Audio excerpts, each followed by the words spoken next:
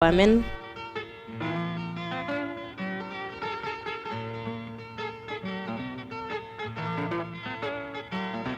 gonen haɓɓere wotere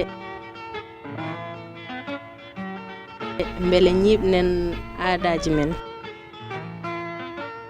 mbaadi e yonta ko pullo jeyi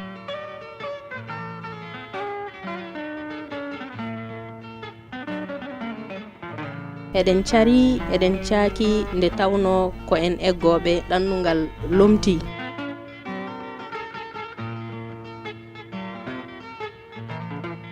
pullo ko nagge wadde noddi ngaynaka to pullo aynani nagge e mbaalu wadde aynat hakkillaji ɗum noon ndenten gonen gotum Pinal TV daroggal pulago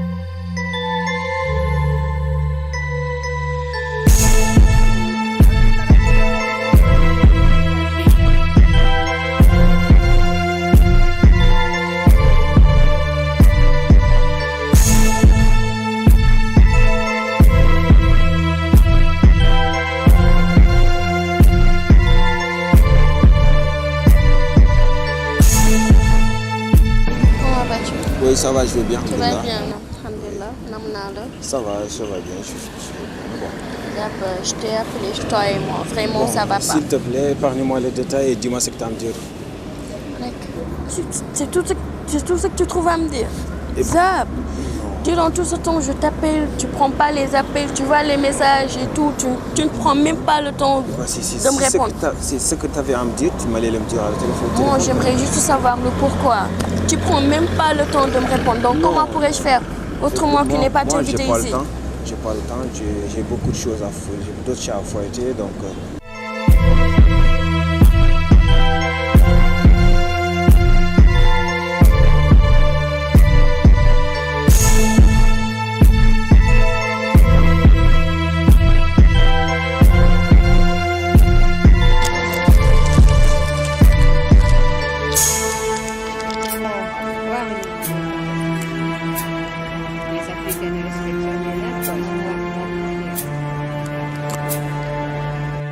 Voilà quoi. C'est tout ce que tu as trouvé à me dire, c'est tout. Ouais, c'est ça quoi. Et moi qui a sacrifié 5 ans de relation, j'ai tout supporté et tout. Bon, écoute, excuse-moi un peu. Allô, ouais. Allô Ina, ça va, comment tu vas? Tu es où mon cœur? Je t'attends, je suis là devant le resto. Je vais bien, tranquille. Bon, on se retrouve là dans quelques minutes. Allez, à toutes. Ok, donc, à tout à l'heure. Bye. Ok, il est où? Bye. Ouais, c'est une inconnue. Une inconnue? Ouais. À qui que tu as donné rendez-vous? Tu connais même pas de qui il s'agit. J'ai même pas le temps, il faut que j'aille. Si audacieux, tu me déposes ici. Non, tu peux pas t'en aller. Tu peux pas.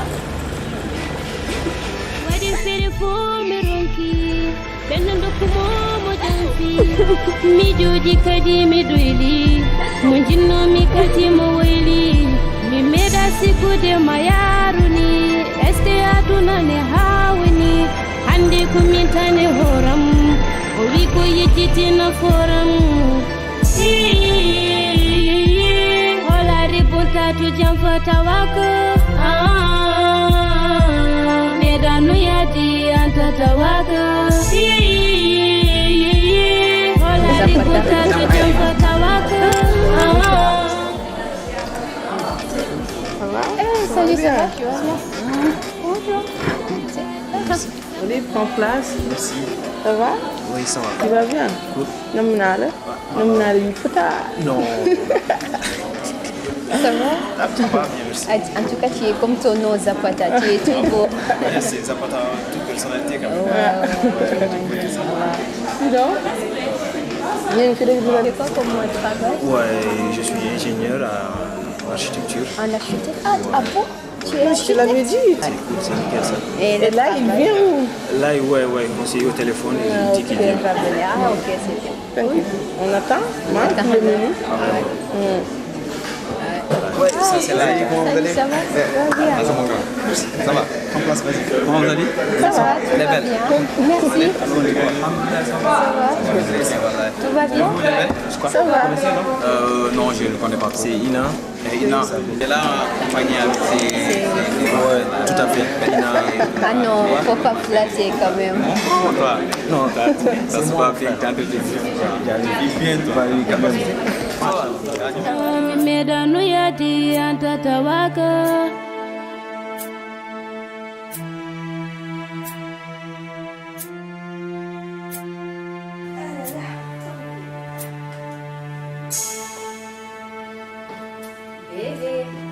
Bébé, mon cœur, lève-toi, vas-y s'il te plaît. T'es où là? Pas loin, juste là. Non, reste en pause. Ah non, mon cœur, je dois partir, s'il te plaît, lève-toi. Oh, Je non. vais juste porter mes chaussures. Allez, lève-toi. S'il te plaît, vas-y, lève-toi. Allez, vas-y. Reste en Allez, pause. s'il te plaît, lève-toi. Laisse-moi dormir. Non, j'arrête ça, allez. Oh, laisse-moi dormir un peu. Non, Je non, dois me reposer. S'il te plaît, ferme la porte en sortant. Oh. Ok, d'accord, bisous, bisous. Merci.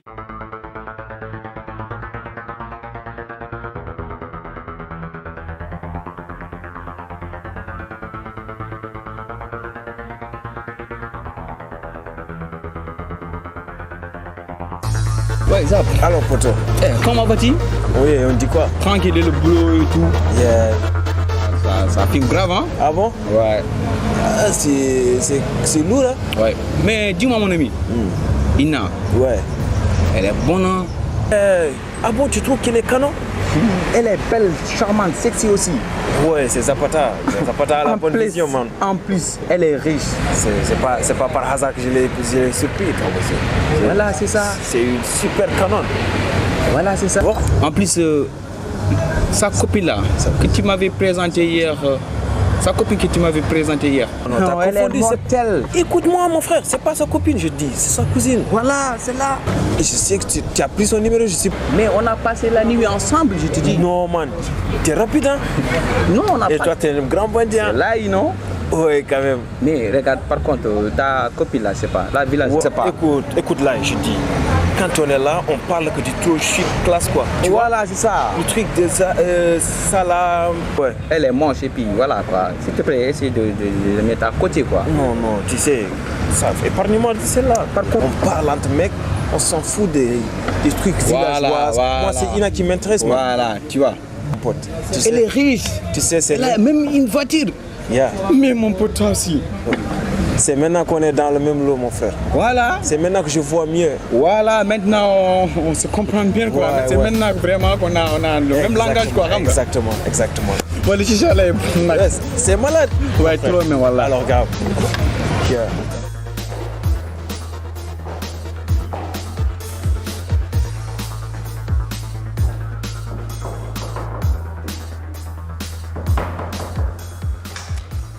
Salut toi.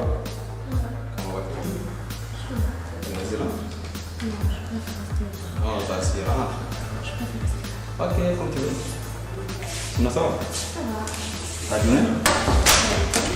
Voici, on peut se soir ici. Tu vois? Comment t'as dîné? Ça va. T'as dîné? Quoi de beau chez toi? Je suis là. Si belle comme ça là. Ça va? En fait, je suis venue te parler à propos de ça. Ah bon? Ouais, franchement, je ne le reconnais plus. Il n'est plus comme avant. Il a complètement changé. Attends, il est là. Attends, je te parle avec toi. Attends, je te parle.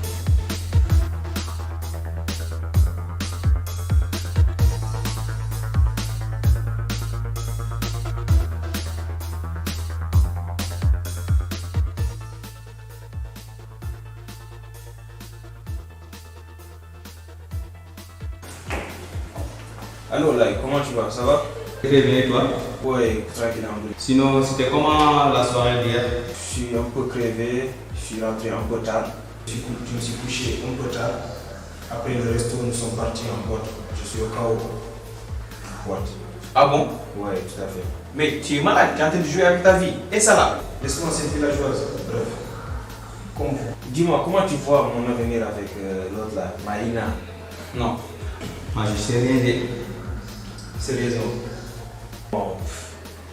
Tu sais, hier j'étais au parc avec l'autre, ma villageoise là, Salah. Elle me parlait du truc de mariage et consonne. Moi, j'ai pas la tête au mariage là. Tu sais, toi-même tu sais mon frère. Bon? Ok, on se rappelle après, Inch'Allah.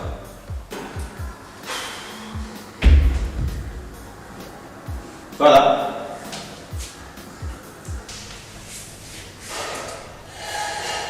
Il t'a jamais aimé ce mec-là. Je t'avais dit qu'il t'a jamais aimé. Il t'aime pas. Et on l'a qui se sont n'est-ce pas, c'est ton ami? Donc pourquoi tu fais ça? Moi j'ai tout compris. Et que c'est beaucoup de Mais je l'ai fait par l'amour que j'ai pour toi.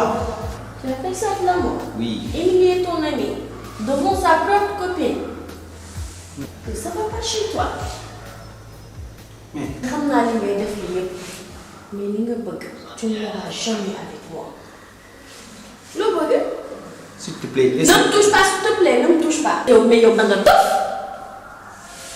Tu ne pensais qu'à toi. je l'ai fait parce que. Et puis tu as fait ça en amitié. Yo, t'es un salaud, sale mec que tu es. Ne me touche même pas avec tes sales mains. Yo, dans le top, ça va pas chez toi. Pourquoi tu ne me pas touche pas, ne me parle même pas. T'aimes, tu ne comprends pas toi. C'est la première fois et la dernière fois que je viens chez toi pour t'expliquer mes problèmes et tu es là à me faire du n'importe quoi. Mais...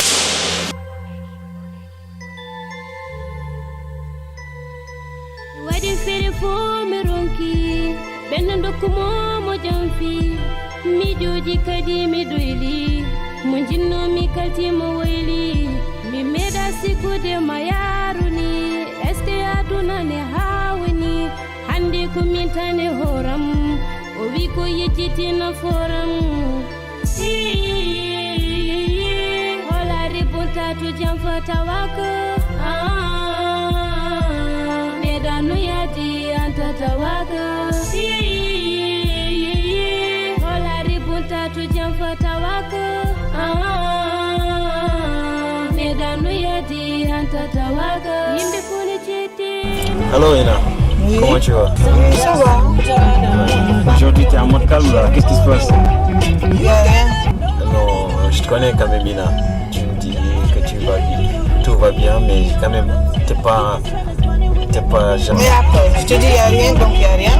Non, je te connais Ina. Allez, réponds-moi. Arrête Zapata, je te dis il n'y a rien. Bien, je suis comme ça toujours. Non, non, t'as pas à me dire que tu vas bien alors que ça ne va pas. si, ça va Non, très quand bien. même. S'il te plaît, dis-moi qu'est-ce qui se passe alors.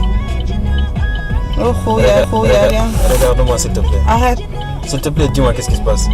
Qu'est-ce qui ne va pas? il n'y a rien. Tu peux me laisser tranquille? Non, je peux pas, toi aussi. Si. Ok, descends de ma voiture. Comment? Allez, vas-y, tu descends. Je descends de ta voiture? Oui, ici, descends. Ah, non.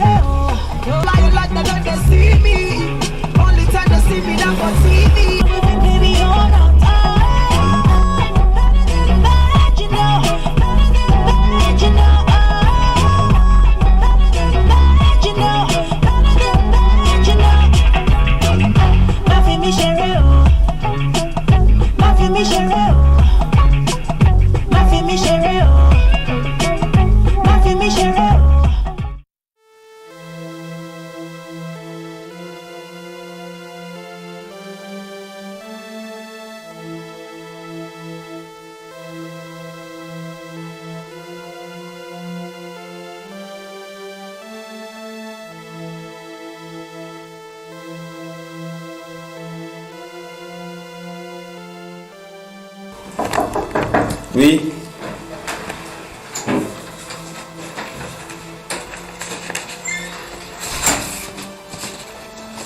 Bonjour, monsieur Zapata. Bonjour, Defa. On vous a pas vu toute la semaine, j'espère que tout va bien. Oui, c'est une longue histoire, je vous raconte après. Bon, le patron demande à te voir.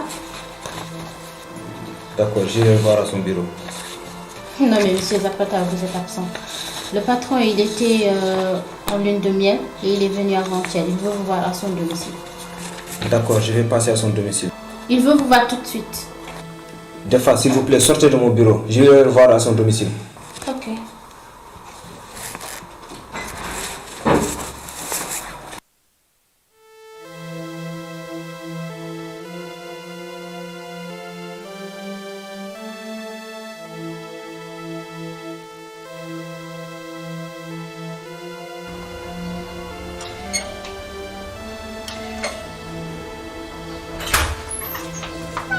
Oh mon Dieu, Salah, quel miracle.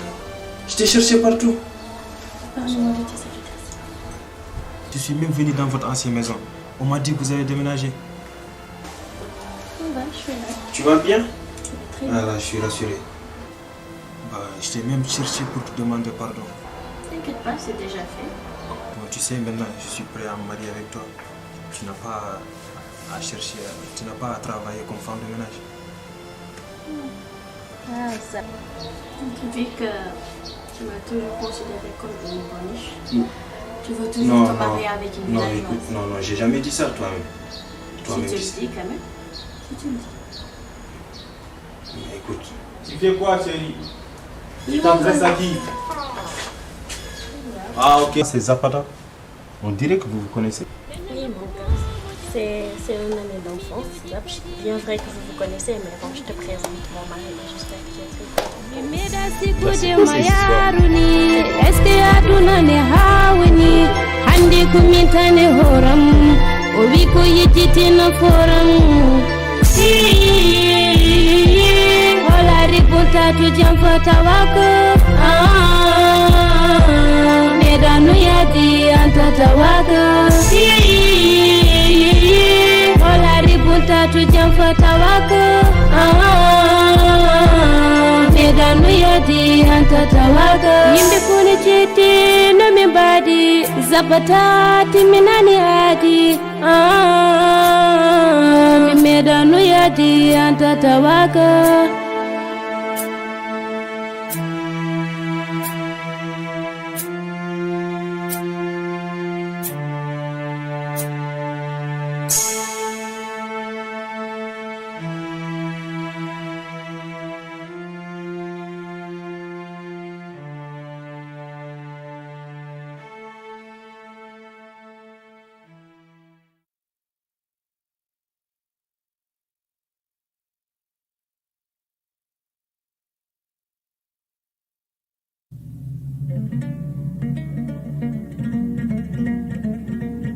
Ɓe fulɓe fullaaɓe parke wonɓe funnaange e hirnaange sahali ɓaleeri wonɓe nder leydi e caggal leydi aynaaɓe e remooɓe janngooɓe e jannginooɓe julankooɓe e fonctionnaire uji debbo e gorko suka e mawɗo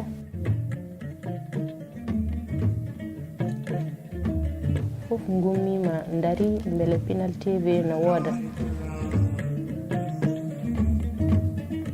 wadde saha yonti e Pinal TV wimon ɓiɓɓe fulɓe yontaɓe leñol yeeɓoɓe ayawo Pinal TV on jarama sabu tinnare mon aadaji men e fina tawa men ƴellitima Pinal TV wi on jarama Pinal TV darogal pulaku.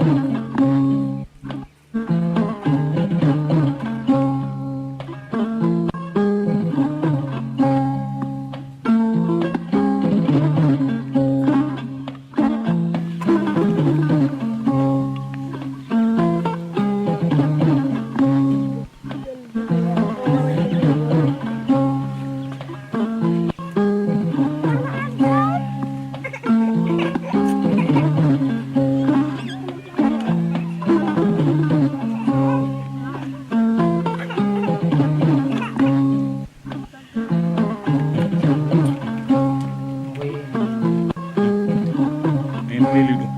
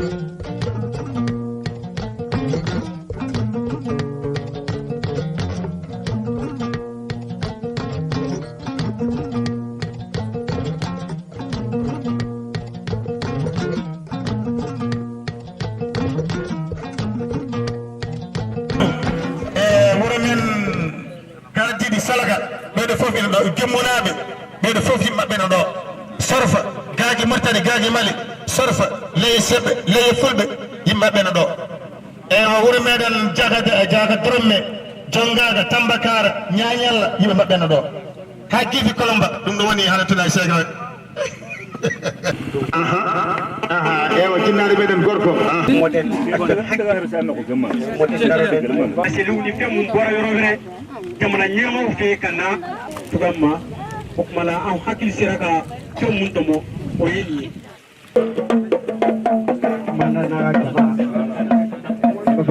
bismillah ngap manamba bismillah gori kaso inani kaso ikira fama doye hande dental men non ko dental jam eden jetta hono préfet yiliman garuɗo kay mairie ji meɗen commune aji sappo e ɗiɗi nder cercle ma fof gotal mabɓe fof inde e yettode eɗen mbiya kadi bisimilla ma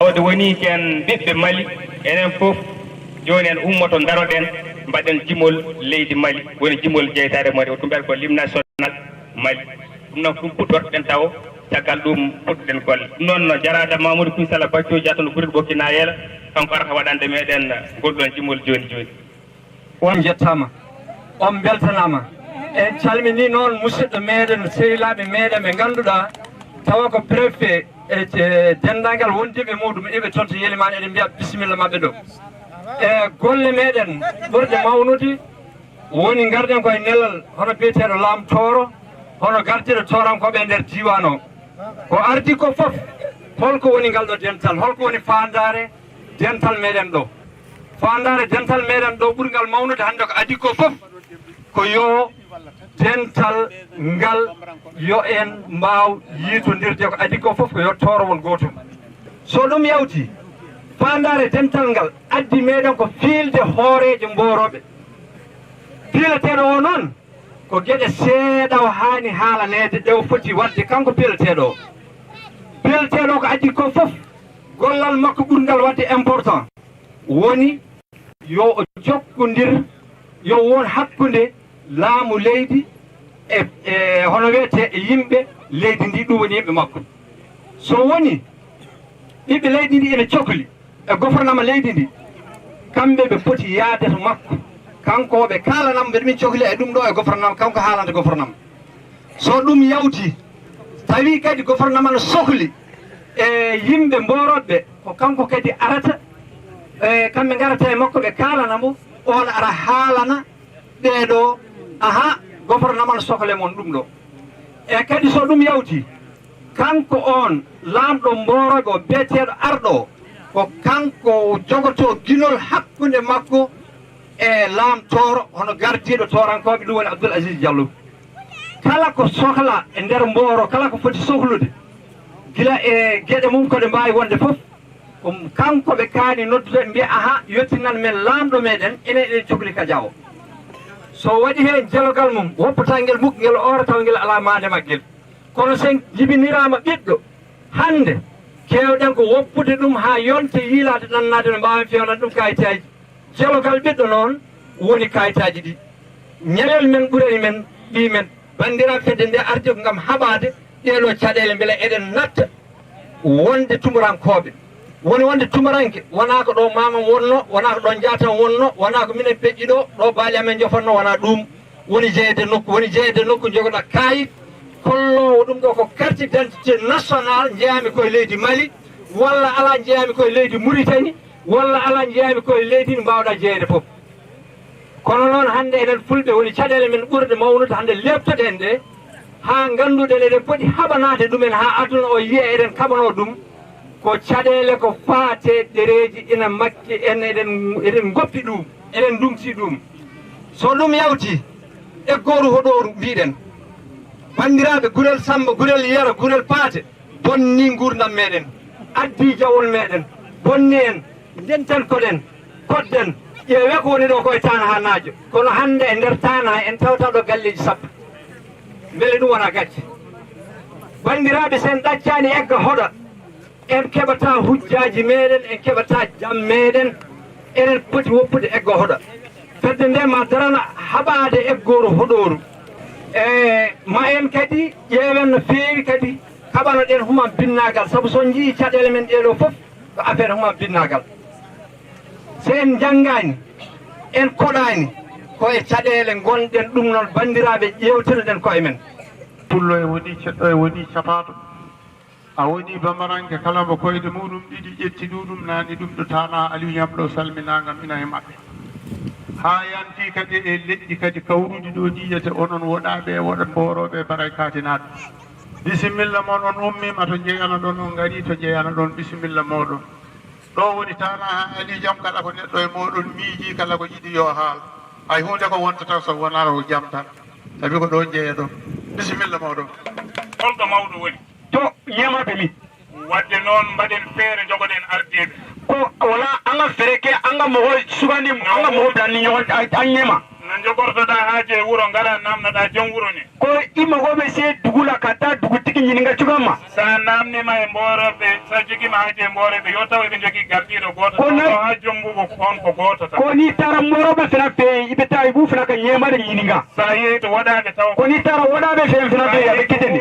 ko ni tara uruɓe fena fe tenno ko bray kaydaɓe fena ka tenno so jengelɓe koni tara jengelɓe fena fe afelaɓe teɗi sa yeeyi to belennaɓe tawa ko noon koni tara belennaɓe fena fe ɓe oɗo kilende soroye sa yeeyi to sumanaɓe tawa ko noon koni tara sumanaɓe fena fe ɓe oɗo soroye e ko ɗum waɗi lamtoro guila ñande o fiila gawinane koy e laamu toro kabini a sigi kera gawinane woni Abdoul Aziz Diallo woni Abdoul Aziz Diallo omo jogui himme ko hammi bala ala ko haɗimo ɗanade ko a fembe ya desega sino ko wona yen ndentu mbeɗen haaldude ko fembe ma amagol fembe muna ko anga je anga ke ma kele so tawi en ndentani ko namma je en ndeɓata haaldude de ko a sigi ñogoya oɓe an kuma ñogoya ɓe geleya de eɗen cari ko an jeseneno carogol ngol noon ko jeseli ne wawi taw ko duwaw mamiraɓe men ɓe mbino yo Allah sarleñol saaka kala ɗo jaaɗa tawa toon bande ko bisika ke ko e anga ma folow ka danga e bisika anga ma folow ye duwaw ke ko ala ka an bɛɛ lajɛlen jɛnsɛ kono ngon duwaw hanki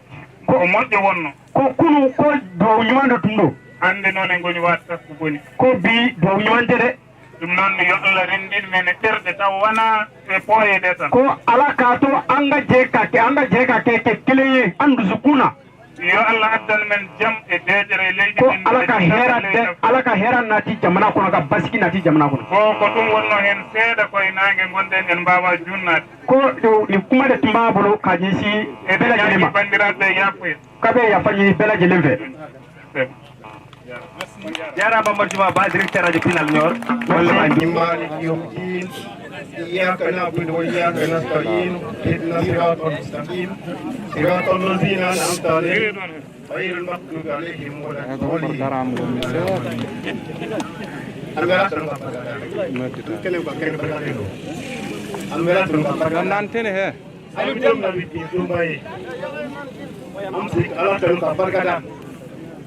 kadaka ni ye bɛn ko de ye ni bɛn ti yɔrɔ yɔrɔ nin tɛ kɛ n'i y'a jateminɛ bi dugu dama min bɛ yan nɔ kabila dama min bɛ yan nɔ bi ni bɛn tɛ donc a bɛ ka ɲɔgɔn nɔ bɛn kɔnɔ cogo min na an ma ɲinɛ a kɔ a ka ɲɔgɔn minɛ o cogoya fana na walasa a ka se ka jamana développer.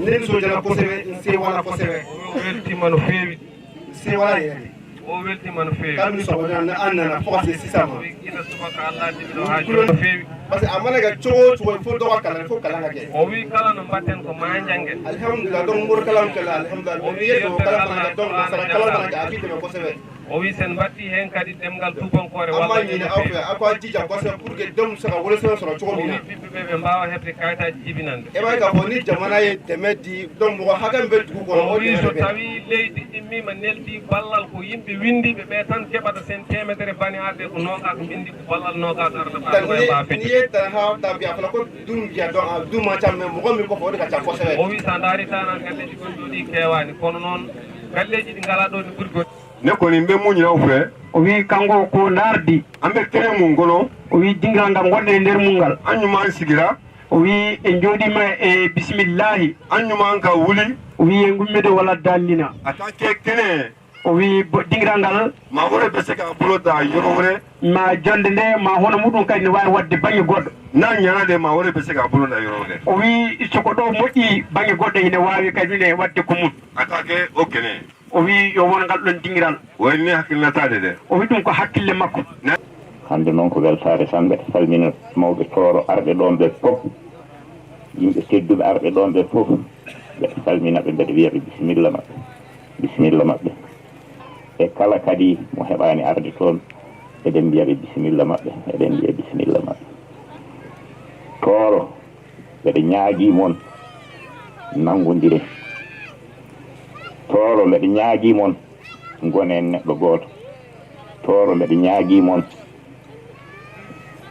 janggen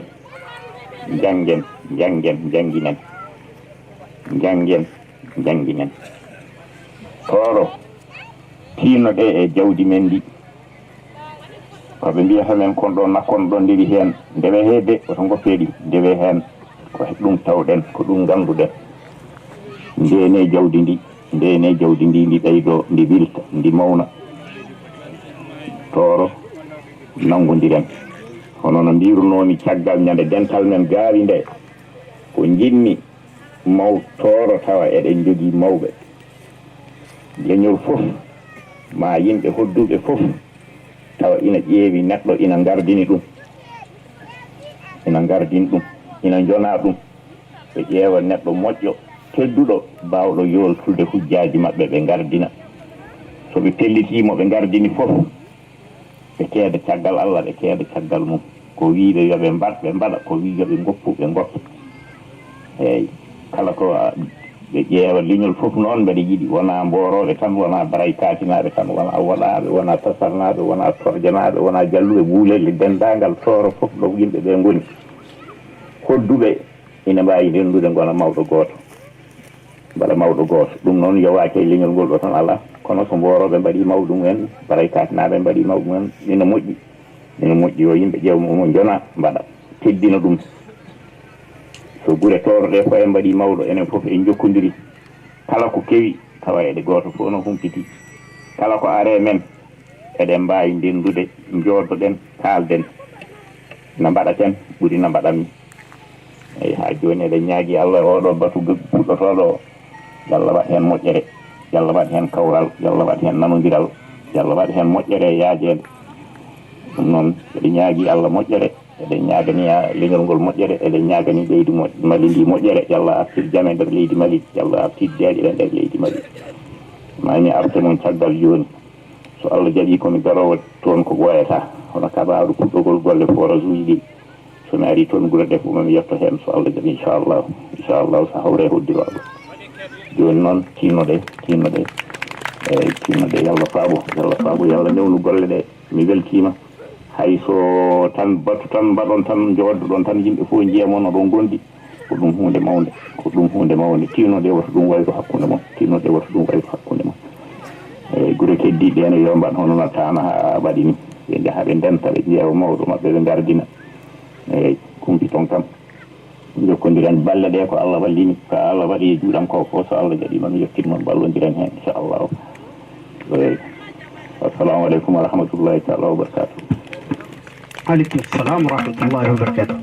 eyyi ko ni tigui ɗum ɗo ko haala Abdoul Aziz Diallo lam Tooro haade en jaa jento baba ma mbaynoɗa ɗum il faut jen mbaynoyde jinnaɓe jeehen mbaynoyde ala caɗele saabu yaade waynaki baba mum wona lawol on jeehan galle assalamu aleykum yalle jam baba jam yalle basala jam tan ñaade waɗon jam tan ne celgay ko mawɗum machallah garɗo sila mawɗo min jaada tana ha eyyi o piirumo lefol eyyi no wiite oɗo ceerno Adama wiite ceerno Adama eyyi mbiɗon to jahoton tana ha tana ha eyyi eto woni tana ha ko ser frontiére Mauritanie Mali to eyyi ko toon min kelgo lefol no waɗa toon lamtor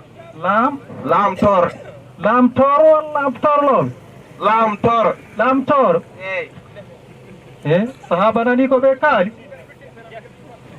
min de gandunomi onon oɗon jiya on kalantake haala oɗon mbiyaɗon ni fof mbiyon ɓe ƴakki pontoje bamdi ɗina en ganda to payi wona bey wona nayyi wona hay pati siɗi gartoren am ɗo jojo on ñan mbino ko ɗon jaa ɗon piiloya laam mi anda ko mbooreɓe mi anda ko booraɓe sidi on gartiri kam ɗo wiide wonde no onon oɗon piila laamtoro ɗi baba ko ɓiɓɓe fulɓe fof nentattoɗi mi jaha denta laamtoro joom wuro no fiile toon min de gandunomi ko gertoɗe gardoto coppi ndewa heen siko coppi mbatti ardode gertoɗe ndewa heen min de o aduna hannde mbo jaaki kam eko mbiɗa heen accu min e seenam o min jaha sabu onon mawɓe ɓe mbiyanno kala ko banda en ɗaydi anni fuydu heen onon tindinnomin ɗum yo noon ɗum mi nani toon ko potital malngal woni toon ete ko waɗi fayida heɓete toon enen noon miɗen hen jiɗi hawritoy yo kala no mbaɗɗa miɗen ma ñaagui kam accam min e seenam o min jaada toon min ganda ko waɗete toon minen de ɓurani min hayso min keɓani iɗo sikkiraɗa waɗi ngo yeeso ɗargono telede Baril Samba sikko wallahi miɗo andi somi maayi janggo ko an waɗi ko wiyeteɓe ɓe ko maayi iwa he ko wuuri ko ɗum gonga jonon an saabe ko mbiɗa hen ko mbimami kay ya reno woti bonno mbiya o ay an ɓiyam nam baba reno wata oɗo bonnuma e ko jiiɗa fof wonko waddata oɗo ko neɗɗo bonɗo ko neɗɗo boppeteɗo an a wawani no mumni enen en tawani bone en tawani bonnugol ɗum ɗo wona feere nde ko feere bonde wata naten eyyi baba wona feere jamñalle moon i gueɗe siidi boni iwatano daway a daway mbaɗɗon tan beere minen micci a daw taw iyo ko woni sababu on daway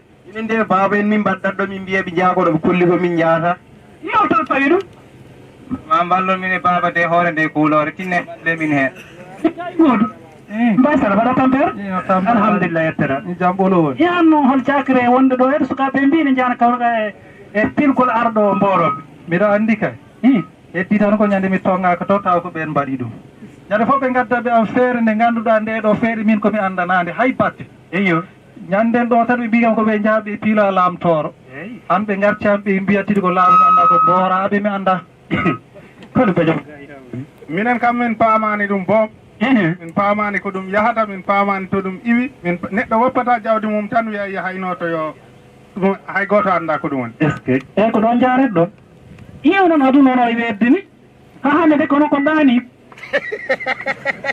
moto on ganda leñol wawa wuurde taw goɗoɗa gardi on ganda oɗo jogui gardi i moto on nanata Abdoul Mamoudou Alpha Idriss o ganda ɗum o ganda Abdoul Mamoudou Alpha Idriss Abdoul Mamoudou Alpha Idriss duuɓi nogas woni gardi tefsat fula o ganda ɗum minen ɗum ko inde ko joppuɗɗi minen dano indema e hunuko ma boom eyo ƴewnomi haalane noon kiɗen ɓurngel famɗude Abdoul yiɗi ko yo pulagu rendu yiɗi ko yo pulagu hot yiɗi ko yo pulagu janggo ko ɗum woni ko Abdoul darani e sanga no woni gardir tebitar pulagu nde o walli gueɗe kewɗe hôpital uji o walli a majjani oɗo saaha mu gonɗen ha cukloma fof nden jeeɗi sellaji sa heeɓi hôpital ine waɗe ɗo e nder wuuro ngo beele wona ballal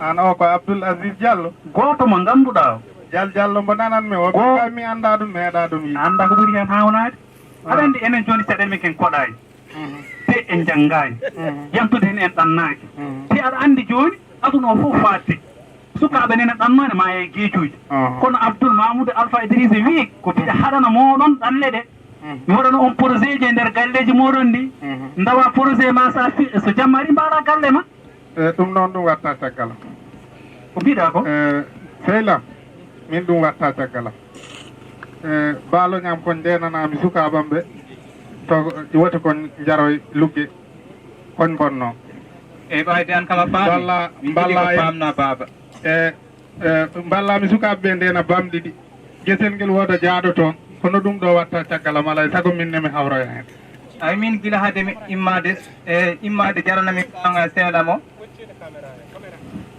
min ko haɗimi gila ko addimi immade jarami immomi yaha mi sanga seeɗam o mi haalana ɗum hunde nde wayi min jaaha min mbaynoma mi ejino e haala e ɓe jiiɗi ko kawran ɓe jiiɗi ko gonen gotum wadde minen min jiɗa ɗum ɗo luutamin baba min jiɗi ko feere mbaɗɗa fof gacca min jaha goɗɗo laawol kam sikka mi wadde saabi ko johowo miɗon tan wawi adoyo bo yo soko bone enen bondet hen soko moƴƴi ko enen moƴƴitta hen baba wona wiiɗoɗane ko joni copping batte ardade guertoɗe ene ndewa hen eyyi mbaɗa anda ko hakkille ma wonta e neɗɗo minen ko hakkillaji amen ɗi dokki amen ɗum so min jeeyi toon mamin jii ko min meeɗa yiide mamin nan ko min meeɗa nande ede mamin paamen ko min meeɗa faamde ndede ma on joftine men ko en meeɗa joftidane ɗum ko Allah addi ɗum يا أيها الذين آمنوا اتقوا الله وآمنوا برسوله يؤتكم كفلين من رحمته ويجعل لكم نورا تمشون به ويغفر لكم والله غفور رحيم لئلا يعلم أهل الكتاب ألا يقدرون على شيء من فضل الله وأن الفضل بيد الله يؤتيه من يشاء والله ذو الفضل العظيم صدق الله العظيم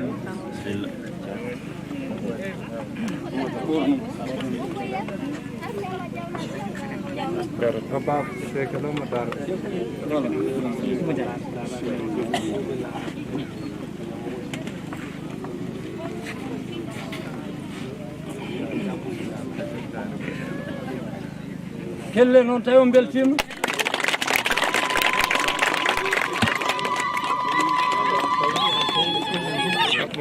voilà ñemoya trokiye holo laadala kola in letumeke torki baɓe doyi kana kitabu ɓe taka dima kitabu mana dima kofe assalamu aleykum gueɗeɗe joktima ɗo hete min koyimama min gardinima hono min lomtinima hono Ababacar Siddiq radiyallahu anhu nelaɗo Allah sallllahu alayhi wa sallam yalti aduna nde Ababacar wiya lomtinama wi mi ardima mon hono no jamirirɗon ɗon ɗo mbeɗa ɗofti jamiroje Allah e sunna nelaɗo Allah sallllahu alayhi wa sallam ɗoftoɗe kam so tawi mi yalti ɗoftare jamiroje nelaɗo Allah sunna nelaɗa jamiroje jomiraɗo subhanahu wa taala e sunna nelaɗo Allah wote ɗoftoɗe kam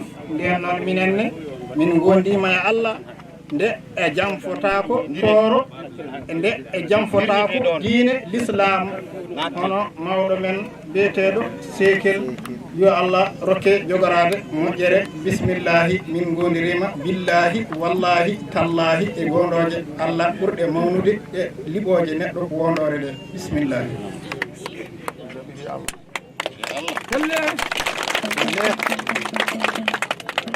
billahi jaɓori Allah billahi minne mi jaɓiri Allah so ɓe jamfata ko min mi jamfata ko billahi minne mi jaɓiri Allah balle ɗum micro billahi minne mi jaɓiri Allah so ɓe jamfata ko minne mi jamfata ko wallahi e jaɓiri Allah e jamfata ko tooro mi wondi minne mi jamfata ko tooro tawi tooro jamfaki wallahi mi jamfata ko tooro tawi tooro jamfaki tallahi mi jamfata ko tooro tawi tooro jamfaki mi eywa bismillahi minenne min gardinima sabu Allah e nelaɗo muɗum ya jogoro jam ana kala almami de kala almami de mbaɗɗa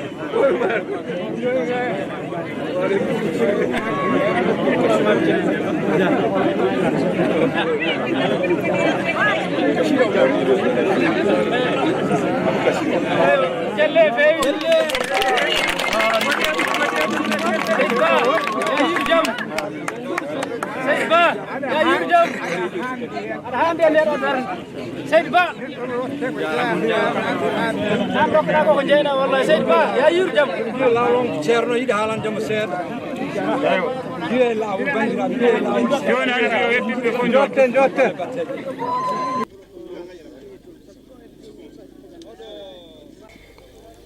Et vraiment, je suis très ravi donc, et très content aujourd'hui, dans la mesure où depuis ce matin, on était là, dans le cadre de l'intronisation du patriarche de la famille Morabé. Donc ça a été fait dans l'entente. On remercie tous ceux qui ont effectué le déplacement. Ce que j'ai à dire au chef, c'est des conseils. Donc des conseils à l'endroit de la population aussi. C'est eux qui ont intronisé leur patriarche. Donc il faut quand même le respecter. Donc respecter ses décisions. Ensuite, et que le chef aussi, le patriarche aussi, chasse qu'il est avec la population. Donc il doit aussi prendre en compte les décisions, les peines aussi de la population et les partager. Donc être l'intermédiaire entre la population et l'administration. Donc mon dernier mot, c'est d'abord vous remercier, vous qui avez effectué le déplacement. Donc ensuite remercier toute la population. Donc à commencer par le maire, le chef de village, le patriarche et toute la population de Tanaha. Weltare nde neɗɗo wawi hen tan haalde ko seeɗa wawa timminde sabi so tawi Allah wurni neɗɗo ha bandiraɓe muɗum kolli ɗum ina jiiɗi ɗum premiére ala ko heddi ɓe gabboraki gayete ina wawi hono no miijam kamɓe arɓe ɓe tawa ko kamɓe ɓuurimi kaake sinno hande ko min ɓurnoɓe kaake ɓe mbiya ɓeɗo gari ko ñamdemi jawdi kono mi andi kay ɓe gabborimi ko yidde wona ñamde jawdam sabi ala ko joguimi saka ɓe ñaama e am mbeɗa welti ɗum go'o ɗimmel ngel koɓe yanoɓe ko ɓuuri hande duuɓi nogas walla capantati ndungu ala ɗo yi mboroɓe ɗiɗo walla tato no jooɗi no kaala haala hunde so wona taw ko hande kam ɓuuri temedere hawri ɗo ɗum koye weltare jeeya Allah waɗi kadi ne hawrama ɗo hande hare waɗani duko waɗani mankere waɗani hay hunde waɗani e nder ndeɗo ladde sabi joni yimɓe goni ɗo koye nder hakkude wuuro he guiye e tuppe e kebbe ina e hakkude wuuro andi ɗum kay wona wuuro so tawi tuppe e kebbe puɗi e hakkude wuuro ha jibini ha cammini firti ko wuuro ngo wona wuuro ko inde nde woni ɗo ɗum ne kadi ne mbeɗa yettiriɓe koɓe jawanimi ɓe jawani ladde nde haɓe gabbimami gayete mbeɗa yettiriɓe ɗum mbeɗa jaraniɓe ɗum ko anniya mabɓe mboɓe jogui o yo taw ko Allah ardi minen ɗiɗo fof min dewi hen sabi ɗum ɗo ko tawangal kono hono ngal ɗo tawangal tawa minen min meeɗano hen hawrude ɗum ko Allah arsikimi mino tan wona goɗɗo babiraɓe amen e taniraɓe amen e jaatiraɓe amen gonino joom wuroji gila e laamu tubako kono noon joƴƴinde nder hakkude waɗaɓe e mboroɓe yo fiile levol ɗum ko sekel tan goto heeɓi ɗum hande ɗum ne kadi mbeɗa yettiri ɗum Allah mbeɗa yettiri korejiam mbeɗa yettiri kadi ne kamɓe bandiraɓam hoddiɓam seɓɓe sapalɓe fulɓe notiɓe am ɓe mbeɗa kadi welti ɗum e lamɓe kadi ɓe gondumi ɓe so tawi no wonino joni min e ɓeɗo seɓɓe ɓeɗo sapalɓe ɓeɗo fulɓe ɓe koddumi ɗo ɓe mbeɗa min kutodiri hayso mboroɓe jiiɗi arde am hande mbawa kadi mbeɗa yettiri ɗum Allah wona doolam wona hay hunde ko golle Allah tan ko Allah rokkimi ko ɗum ɗo tan mbawmi haaldude moɗon hen kono wona hunde gasore mbeɗa yetti Allah mbeɗa yetti seɓɓe ɓe mbeɗa yetti fulɓe ɓe mbeɗa yetti woɗaɓe ɓe mbeɗa yetti mboroɓe ɓe mbeɗa yetti baray katinaɓe ɓe hay goto he mi woppani ɓeɗo cuɓiɓe mbasortomi ɓe ala koɓe mbaɗi so wona ɓe mbaɗi ko hani sabi neɗɗo sa rumtima yimɓe woto yeeƴo koɓe mbiyata e ma e aɗa andi koɓe mbiyata e ma premiére départ am mi wi ɓe gabborakimi min ɓuuri ɓe jawdi ɓe gabbori am ko yidde kamɓe ummi ɓe gabbe am ɓe minnene mbeɗa yettaɓe mbeɗa jarnaɓe yo Allah tabitin jiɗal ngal yo Allah faamo amen minen fof e nder jiɗal he suran amen hen musiba mbeɗa halfiniɓe Allah mbeɗa halfiniɓe kadi hooram sa nani gardiɗo hay so tawi ko colli ina ndiwi colli so ndiwi wasata sundu ardi saka neɗɗo mbeɗa jarniɓe eywa mbeɗa jarni yero Coumba Aliou mbeɗa jarni Gorbel mbeɗa jarni joom wuroji fulɓe seɓɓe sapalɓe arɓe ɗo ɓe fof mbeɗa jarni ɗumen eyyi mi salminima no mbirumi ni mi rutto an Ouma Hani an Alhaji Dikko e darde mawnde nde ndari ɗon mi salmini dendagal TV Pinal sababu garangal men ɗo ko fiilde mawɗo meɗen goto e hooreɓe meɗen tawa ko suudu e nder cuuɗi fulɓe wiyeteɓe mboroɓe e woni Sekil Ba ko ɗum woni sababu garal men ɗo e Tana ha. Holno jiiruɗa gollal ngal? Jiirumi gollal ngal tan ko gollal ngal waɗi fayida no feewi nde tawno so tawi woni wiyama fulɓe ndentata ha wat kam so wiyama fulɓe kawrata ha wat kam nde tawno hani rentude hani rendude hani hawrude ko joomen hakkillaji wadde fulɓe ina cifre joomen hakkillaji so tawi ɓe dentina hani wonde jeeyi sababu muɗum ko fiilde meɗen e fandita hen ko dental fandita hen ko jaam hakkude meɗen tawa leñol ngol ɓolol jam hakkunde men hoddiɓe men bang yo bang wonɓe Mauritanie wonɓe Sénégal e wonɓe dendagal ɓe keerodirɗen ko on jam woni ko sohla nde tawno so tawi woni yimɓe joguima hooreje mbeɓat haaldude ko ɗum woni sababu. darde ko fate janggi sabu testade ɓe wonde fulɓe ɗo foɗaki sabi ɓe janggani ɓe jiɗi bonde ɗo jangguitaa.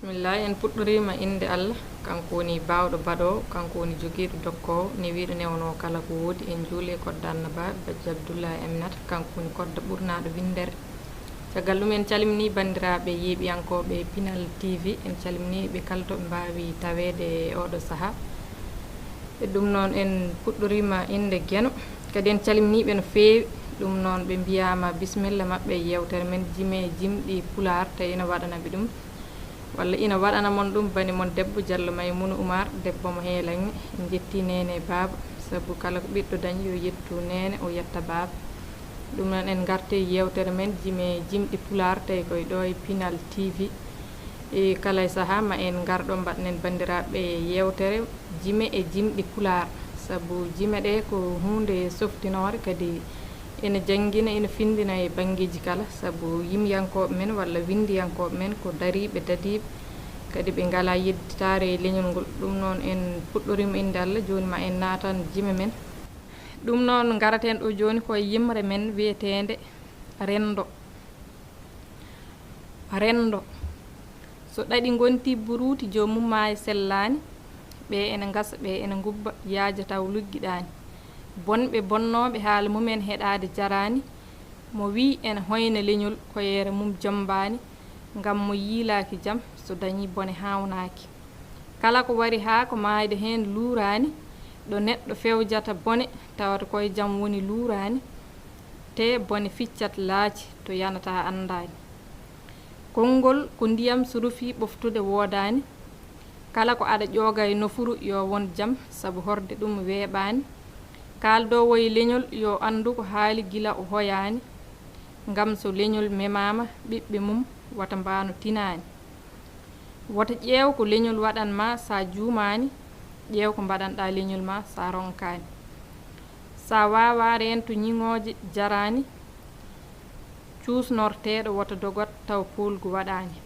rendo pewjanowo rendo yo fewju ko moƴƴi gila o juumani kala ko fewjew hollita taw suuɗade woodani ko renda so suuɗama renduɓe wonko laaɓani kono so renduɓe cuuɗi so nantama wonmo deƴƴani renduɓe golle yo kaldu gonga hayso muusi bonani rendo nde erimi ngo rendo mbimi kalden gonga mbimi kaalen ɗemgal men won hen mbimi jarani wona heen jaabimi minen e ngorendu janngude min garani so pular kalata minen janngude min cokalani ɓe mbiya on mbari min e o pular to hay nokku yahani ko ɓen de ngoni majjuɓe famminde ɓe weeɓani kono mo yiɗa ɗemgalam so woppi kam bonani rendo kowoni ko ngo rendo muusi nde famde nde hare weeɓani fotnode weebde taw ƴiiƴam rufani ko janngude haalde cohluɗen ko heddima artaw en tampani rendo ko reeno ko ene bonna taw fewnidde weeɓani so gooto yiɗi gollande leñol ballenmo so en donkani so gooto ina fiye jingen bonani won wuranɓe leñol ha maayi goppani pittali mumen jeeyi coodi ndimagu leñol jasare nawani yo gena yoɓ moƴƴere gollaniɓe leñol jobdi padani amin ya gena lamtoro sall abdoul toxel ñande nogas e goo jeeɗi ɓuuru hitande ujunnaje ɗiɗi e sappo e jeegom to gendi Espagne ɗum noon ko enen kettodi yimre men rendo so ɗaɗi gonti buruti jomum ma e sellani ɓe ene gasa ɓe ene gubba yaaja taw luggiɗani firti ko ɓe ene daari ene pewna woɓɓe ene darina bonna hay so tawi ko gaska wonno kam gaska ka yaajan tan kono yawata luggidde ɗum noon mbatten hakkillaji no moƴƴi e to wi ko janngude tan e haalde cohluɗen ko heddi ko ma ar taw en tampani firti ko so en kaali pular en jangi pular tan ko heddi ko ma ar taw en tampani sabu ɗum tan sohla yen janngu ɗemgal ngal yen kaal ɗemgal ngal kaalen ngal e galleji men kaalen ngal e jeeyirɗe kala ko gonɗen kaalen pular kadi ñaaƴiren pular kala e nokku mo gonɗen e ɗum noon ko hunde moƴƴere no feewi sabu rendo no hawni ko wi e won heen sa wi ɗum kaalen ɗemgal men mbiyata ko on mbari min e o pular mo hay nokku yahani woɓɓe sa wi ɗum ni ko min komi janngoɗo seeɗa so wi hoko jannguɗa sa wi ko pular tan ɓiñete wona e jalde hoko jannguɗa pular ko nafata a meeɗa yiide jannguɗo pular no woni ministre a meeɗa yiide jannguɗo pular no woni président a meeɗa yiide jannguɗo pular ina woni ɗum kono hannde en jii jannguɓe français ha mbawi tawi kadi ne janggi pular tawi ne jogui darɗe mawɗe te kadi wone nokkuji goɗɗi nan toon sa janngani e pular o wonta wawata liggade e ko nandi hen sabu ceerno Demba Amadou Bari gorko mo Mauritanie omo haala kala saaha omo daara te kadi o daarata ko hunde waɗde nde o yiiri guite makko ñande gotel o ari hitande ujunnaje ɗiɗi e sappo e jeegom wonno tawi kadi ko almudo makko simtani men ɗum o wi hade mabɓe fuɗɗade jangde wonko haawimo hande wonko nani goɗɗo ina haali o wiyomo juuli ala sara goto noddimo joni noon on wimo ceerno Demba Amadou Bari jiɗmi ko jangguina kam pular e nder lebbi tati dokka kam seedantagal ceerno Demba Amadou Bari wi lebbi tati mi rokkuma seedantagal o wi e jiɗmi ko jangguinami pular e nder lebbi tati dokka kam seedantagal pular te kadi komi keñoriɗo jangde de kala kadi ko mbiɗa meɗe yoɓa jangguina kam pular tan dokka kam seedantagal lebbi tati noon on wi ko adi foof ma jiiɗen taw joni noon ɓe jiidi o wi ko saabi ceerno Demba Amadou Bari wimo ko saabi mbiɗa aɗa jangga pular tan nder lebbi tati te an ka gorko ma mawɗo o wiya min mo jiiɗa o mbeɗa janggi français mbeɗa janggi anglais mbeɗa janggi gueɗe kewɗe to banggue kay tubakiri ndi ala komi janggani hen foof mbeɗa jogui diplôme aji mon o wi liggotomi koye aéroport joni noon min e tubak goɗɗo jiidir ɗon tubak o ko Amérique o yahanno joni noon tubak o wimo min de mi yiima sifama o weeli kam joni noon jiɗmi komi nawma Amérique mi ittuma Mauritanie ɗo mi nawma Amérique te kadi mbeɗa jogo gueɗe ma foof min yoɓata jahol ma e gartol sa woni toon kadi min jogoto gueɗe ma foof mbiɗa yiiɗi jaaha to jangguinoya yimɓe amin pular joni noon gorko pullo o deƴƴi tubak o wimata janggani pular o wi ala o min nawiranno mami cikkannomi ko aɗa janggi pular saabu pular ma ne selli ne laaɓi cikkumi ko aɗa janggi pular joni noon mataw o holli on seedanteje makko walla ko wiyete ko diplôme aji makko e ɗemɗe goɗɗe ɗe on wi so tawi ko anglais min daɗma hen so tawi ko français min daɗma hen min cohlunomi ko so tawi aɗa wawi ɗemgal ma ngal saabu neɗɗo ko ma tiiɗe hoore mum taw nde wawa tiiɗede ko heddi ko so tawi aɗa wawi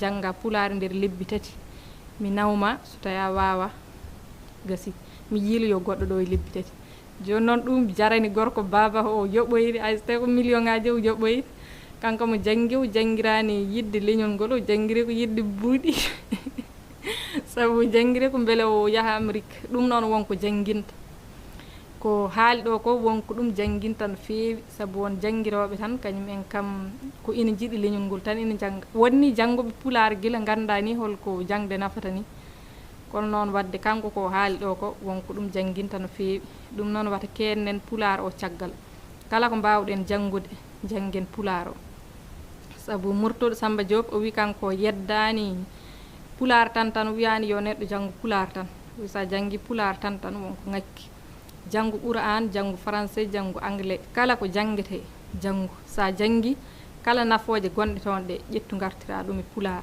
kono so tawi a jangi pulaar janggani français a wawa andude ko woni français ina wawi wonde wonko nafata toon so tawi a janggino ƴetta ɗum gartira ga kono kiɓa noon sa jangi français a janggani pulaar hay sa yiiɗi artirde e leñol maɗa wawa ɗum noon janggen no feewi kadi mbatten hakkillaji e ɗemgal ngal sabu ɗemgal ngal so wuuri ko enen so maayi kadi ko enen ɗum noon Allah jarama on jarama yeeɓiyankoɓe Pinal TV ko yewtere men jime jimɗi wonno en gardi hen ha ɗo mataw en dartinan ɗo yewtere men ha sahaji goɗɗi kadi so gueno haji to sowtowol to ko bani mon debbo Diallo Maymoun Oumar debbo mo heelan Allah jarama on jarama yalla rokku men helde jaam. Pinal TV ko ɗemgal rendini en sifa men ko gonka men jiiten ko rendini en ko so ɗemgal men lasli men ko finatawa men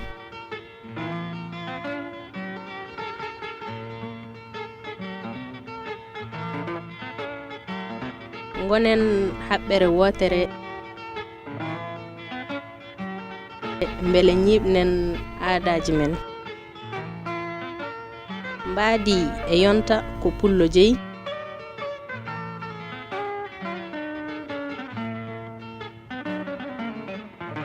eɗen cari eɗen caaki nde tawno ko en eggoɓe ɗannungal lomti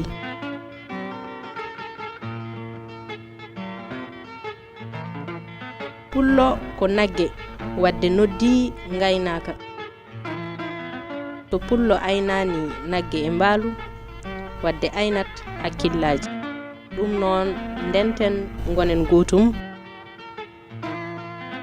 Pinal TV darogal pulago.